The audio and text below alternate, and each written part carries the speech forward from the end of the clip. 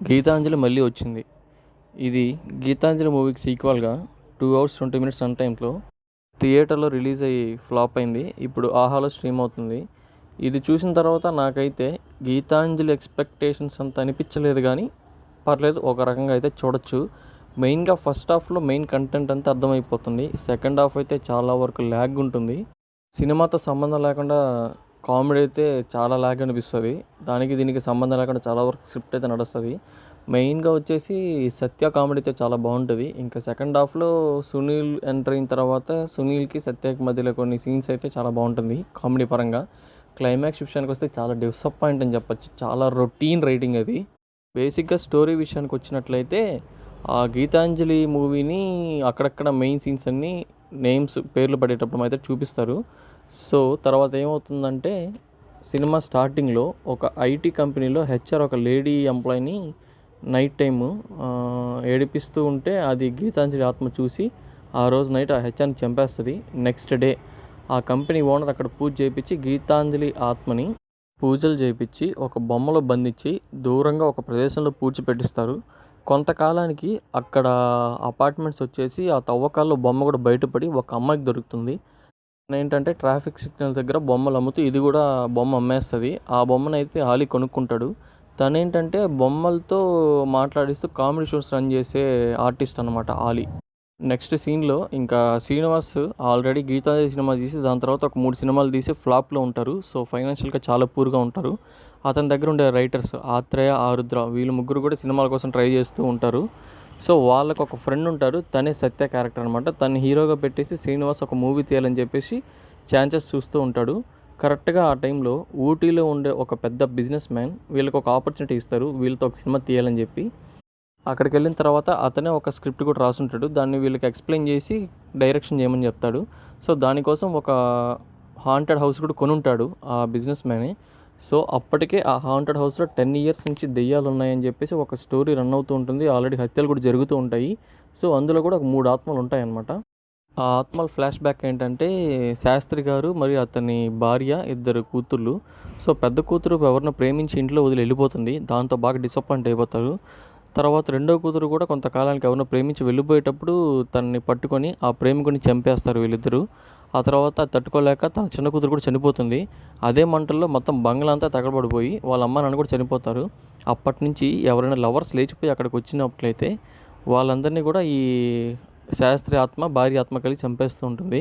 వాళ్ళ స్టోరీతోనే ఈ పెద్ద బిజినెస్ మ్యాన్ ఒక స్టోరీ డెవలప్ చేసి ఈ శ్రీనివాస్కి ఇచ్చేసి డైరెక్షన్ చేయమంటారు. సో దానికోసం ఒక హీరోయిన్ క్యారెక్టర్ ఎతుకుతుండగా అంజలిని చూసి తన్నే డిసైడ్ చేస్తారు. సో అంజలి కూడా వీళ్ళందరూ ముందుగా ఫ్రెండ్స్ కాబట్టి వీళ్ళు చెప్పంగానే ఒప్పుకుంటుంది. అలా అందరూ షూటింగ్ కోసం ఇంట్లోకి వెళ్ళేటప్పటికి ముందు రోజు ఒక హత్య జరుగుతుంది. పోలీసులు కూడా వస్తారు. సో అది మనీ ఇచ్చేసి బిజినెస్ మ్యాన్ మేనేజ్ చేసి మళ్ళీ షూటింగ్ కోసం స్టార్ట్ చేస్తాడు. సో అక్కడ జరిగే కొంచెం కొంచెం కామెడీ సీన్స్, హారర్ సీన్స్ అయితే ఫస్ట్ హాఫ్లో బాగానే ఉంటుంది. సో ఆ గీతాంజలి ఫస్ట్ మూవీకి దీనికి కొన్ని లింక్స్ అయితే ఉంటాయి. అదైతే బాగుంటుంది. బేసిక్గా ఎవరైతే ఈ బిజినెస్ మ్యాన్ వీళ్ళందరికీ ఆపర్చునిటీ ఇచ్చి ఆ పెద్ద హాంటెడ్ హౌస్ని కొనేసి షూటింగ్ కోసం వాడుతున్నాడు, అతను ఎవరంటే ఆ రావు రమేష్ వాళ్ళ కొడుకు అనమాట. సో అతను వాళ్ళ తండ్రి చావు కారణమైన వీళ్ళందరినీ ఒకే దగ్గర తీసుకొచ్చి మళ్ళీ సినిమా ఛాన్స్ అనే ఆప్షన్తో ఒక దెయ్యాల కొంపలో పడేసి వాళ్ళ చేత వీళ్ళని చంపిద్దామనే ప్లాన్ అయితే వేస్తాడు. సో అందులో భాగంగానే వీళ్ళందరికీ సినిమా ఛాన్స్ ఇచ్చేసి అక్కడే షూటింగ్ తీయాలని అయితే కంపల్సరీగా కండిషన్ అయితే పెడతాడు.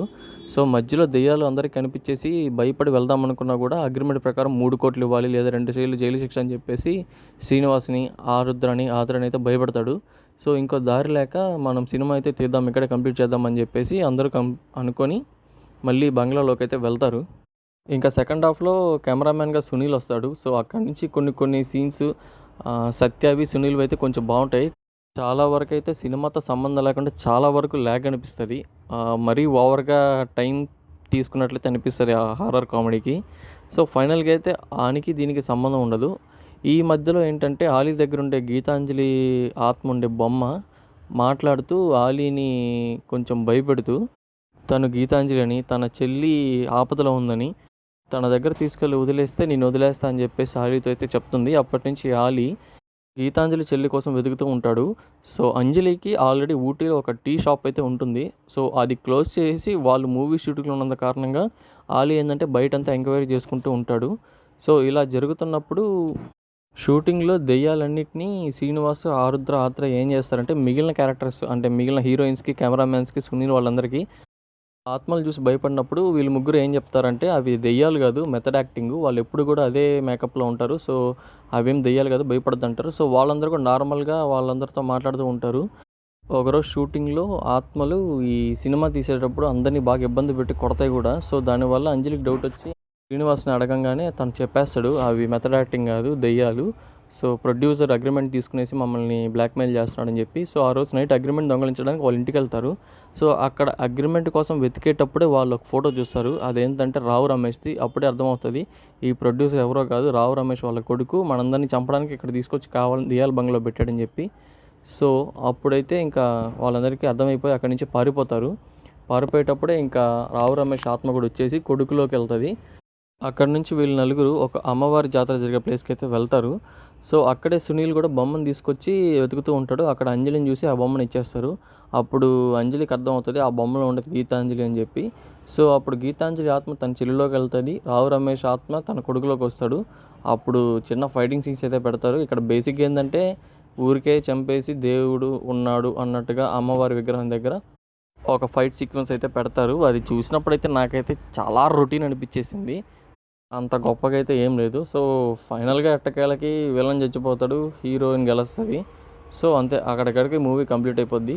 ఇదైతే ఓవరాల్గా ఫస్ట్ హాఫ్ అయితే బాగుంది, కానీ సెకండ్ హాఫ్ అయితే ఎంత ల్యాగ్ చేయాలో అంత ల్యాగ్ చేసి మొత్తం ట్విస్ట్ చేస్తారు కథని. నాకైతే ఫస్ట్ హాఫ్ అయితే కొంచెం బెటర్ అనిపించింది, సెకండ్ హాఫ్ అయితే నాకు పెద్దగా బేసిక్గా నచ్చలేదు. సో ఓవరాల్గా మీకు రివ్యూ నచ్చినట్టయితే లైక్ చేయండి, షేర్ చేయండి, సబ్స్క్రైబ్ చేసుకోండి. Thank you.